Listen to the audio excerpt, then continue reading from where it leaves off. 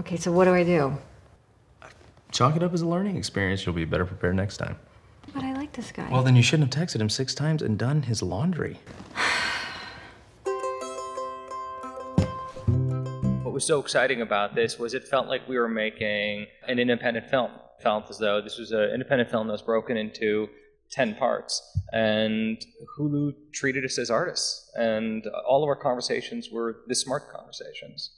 Did this come out of your own life? I was living with my sister, and she started dating my best friend. And as a sort of, as revenge, I wrote this television show about them so I could sort of, skewer them on TV every week. And now they live together, and they have a dog, and they're very happy, and they watch the show, and I have a TV show about them. So it worked out for everybody. Our writer's room is picked largely by how open and honest we are about our dating stories and our family stories. And a lot of the things that show up in season 1 and season 2 are both, or they're all things that have happened to our writers for the most part, and I think that's what helps make it feel real and authentic. It's like these things actually happened to us.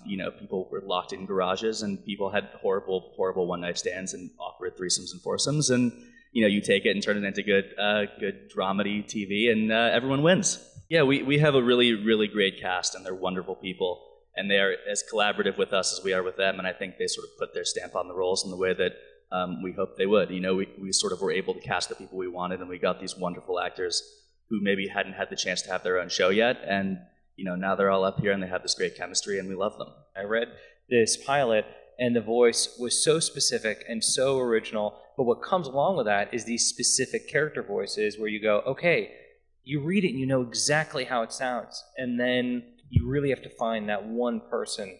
It's not like, oh, there's 20 different people who could do a version. It's like, oh no, I know what this music is supposed to sound like.